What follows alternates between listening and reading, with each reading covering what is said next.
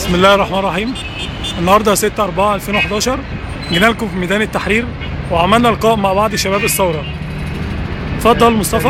انا ساتي مع حلقه جديده من برنامج يوميات شباب مساكن ضراب في ميدان التحرير، وبنسال طبعا احلى شاب في مساكن ضراب، الشاب الجميل جدا ابراهيم. بنقول له ايه شعورك في ميدان التحرير وانت وسط زمايلك الشهداء هنا؟ تقول لهم ايه؟ والله يا كابتن عايز اقول لك، وايه كان نفسك تيجي الميدان ولا؟ انا كان نفسي احضر حتى يوم واحد في ميدان التحرير. احنا قمنا بدورنا في اسكندريه برضه، بس يوم في التحرير دي حاجه ثانيه والحمد لله ان احنا الصوره دي واخدنا حقنا. ماما انت شايفاني؟ انت شايفاني؟ حبيبي ماما هتشوف. نيجي بقى لاحلى حاجه في الثوره النهارده مع عضو الاخوان المسلمين في الثوره، واللي كان قاعد هنا يا جماعه في الميدان، كان قاعد هنا في الحته اللي قدامكم دي، كان عامل عشته ينور ورفض يمشي الا بعد ما يتنحى الرئيس محمد حسني مبارك. مع عضو جماعه الاخوان المسلمين مصطفى، نقول له بتقول يا استاذ مصطفى؟ ربنا مع الاخوان ان شاء الله. ربنا مع الاخوان ان شاء الله. هل ناويين ترشحوا نفسكم؟ ربنا مع الاخوان ان شاء الله. اخوان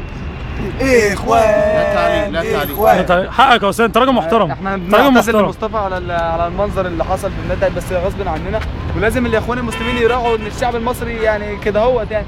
مع بقى دكتور الثوره، مع دكتور يا حماده، دكتور الثوره اللي كان قاعد طول حياته هنا في الثوره، وكان بيعالج الناس في الحته اللي هناك دي يا جماعه، كان بيدي ابر، كان بيدي امينو، كان بيدي كل حاجه هنا.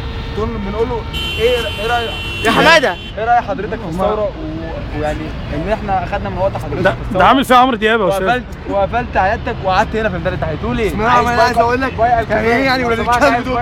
كان بيجي لنا رصاص من فوق من هنا، كان بيجي لنا رصاص من هنا حبيبي، من هنا كان بيجي لنا رصاص من فوق، كان بيجي لنا مخها بره. انا كنت امسك المخ، كنت بعمل كله وننزل المخ في الاجسام. ما ينفعش، منظر فظيع جدا. ما ينفعش لا فعلا منظر فظيع. شايف مخ حضرتك؟ بص حضرتك ده انا عامل له 30 غرزه هنا. بص انا عايز الكاميرا بس تصور. زوم هنا على دماغه يا جماعه. بصوا انا عامل له 30 غرزه من هنا وعامل له وصله من المخ ده للمخ ده. وده حاطط له جل ده ولا ايه؟ لا ده حضرتك عامل له جل، ده عشان يثبت الخياطه، عشان يثبت الخياطه. ده احنا عاملين له خصه يا جماعه مع نجم ميدان التحرير يا جماعه. الناس الراجل ده ما كانش عارف يقف في الميدان، كل ما يقف في حته كان الناس بتلم عليه، لانه نجم مشهور جدا، احسن مساك في اسكندريه. كان بيبات عند الزهريه اللي هناك دي يا جماعه. فين دي الزهريه دي؟ كانوا حاطين عند الزهريه هناك ديت، كان بيبات عليها، اسمها زهريه فهمي القدس. نقول له يا كابتن، تقول ايه يا كابتن في ميدان التحرير؟ خصوصا ان انت ما قعدتش اساسا في الميدان ولا نزلت الجلسه عاديه. خلاص حضرتك بس انا يوم الثوره والله كان عندي يا حماده، كان عندي تقسيمه ماتش مهم، ماتش يعتبر على اول الدوري. يا جماعه دول فرصتكم يا جماعه. شيل الهم دول. بحبك اهو يا كوتش. يا عم يا حماده لو سمحتوا يا جماعه ساعدونا ثواني يا جماعه. ساعدونا يا جماعه. بحبك اهو يا كوتش. بيلعب التيشيرت لو سمحت يا كوتش. اقول كلمتي يا كابتن. لو سمحتوا ساعدونا. سيبوه يتكلم. والله كان عندي ماتش يوميها، فانا كنت نفسي اجي، وسمعت ناس ياما من الانديه ياما جم، بس انا كان عندي تسليم ماتش وكابتن فتحي محسن ما رضاش يمشيني من التمرين، عشان انا هيبقى اساسي مع بنبنيه الثوره. مع بنبنيه الثوره، واحلى حاجه في الثوره واللي كان بيرفع عن شباب الثوره هنا، كان بيديهم نكت وكان بيديهم حاجه ساعه مع محمود خلف. هو اللي يا جماعه اللي مؤلف نكته دوت، ان مبارك لما قابل جمال عبد الناصر قال له ايه؟ قال له فيسبوك، عارفينها؟ والله دمي خفيف. استغلوا شباب الفيسبوك. نقول له جمال مبارك بتقول ايه يا كابتن محمود في الثوره؟ بتقول ايه يا كابتن؟ اقول ايه يا كابتن؟ اقول ايه؟ الحمد لله ده تعب. ثواني بس، ثواني. انت شايفني لابس شورت وفانيلا بتقول لي كابتن ايه؟ انا بعصر يا استاذ، انا بعصر الديمقراطيه دلوقتي، وحبيت اقول لحضراتكم اللي دول شباب الثوره حقيقيين، دول شعب مصر، دول حقيقي. يا كابتن سيبني اقول فرصتي يا كابتن.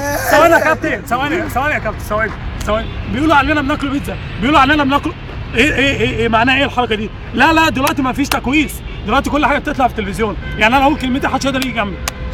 شكرا لسيد المواطن. ومع تامر من 100 غمره، هو ده اللي قلب الراي العام يا جماعه. تامر من 100 غمره بنقول له هل انت كنت بنقول له هل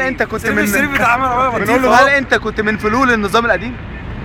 لا ما اعرفش يعني فلول اصلا يا كابتن. اسالهن لو راح لهم التلفزيون ولا لا، عشان كانوا عايزينه. لا انت روح مع عايزيني ان انا اطلع اقول للناس ان مفيش حاجه وحياه زي ما انت. انا ابراهيم يا ماما. بس انا رفضت، ولما رفضت قالوا لي انت مرفوض ومشيت. وبعد كده انا الحمد لله بعد الثوره حماده يا حماده الناس اللي جم الثوره واللي ما جوش اللي بعتنا لهم شكرا يلا بجنيه مع عسل الثوره مع تفاحه الثوره، مع كل حاجه عايز تقولها مع الثوره. تقول ايه يا كابتن؟ عملت فلاحي طلع تسليم تقول ايه للشهداء؟ بقول احب ايه كلمتك للشهداء؟ اللعب السوداني. بحب الثوره يا جدعان، بحبك يا كابتن، يا كابتن رد عليا يا كابتن. بتحبوا تجوزوا حضرتك؟ هم عايزين نعرف راي النوبيين في الثوره ايه؟ راي النوبيين في ايه في يا الثوره؟ جماعه الراجل ده زعلان عشان بيحب الراس مبارك. يا جماعه الراجل ده عميل، الراجل ده عميل.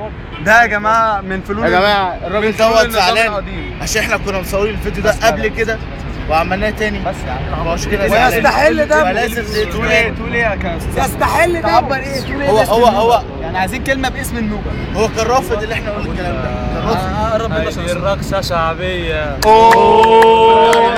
وبعدين هل النوبه كان ليهم تاثير فعلا في الاحداث؟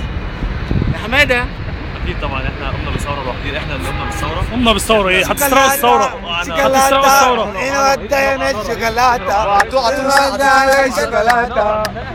ونختم بقى يا جماعه، في ختام حلقتنا النهارده من برنامج يوميات في ميدان التحرير. بنشكر كل ضيوفنا، استاذ تامر ميميد غمره، الكابتن الكوتش، الدكتور السيد، عسل الثوره محمد سالم، عضو مكتب ارشاد مصطفى مصطفى انور علي، وبونبونية الثوره وبربري الثوره. وفي نهايه الفيديو بنقوله واحد، وطبعا بونبونية الثوره محمود خلف بونبونية الثوره. في نهايه الفيديو بنقوله 1 2 3 اديني احلى. اقفل بقى حوده.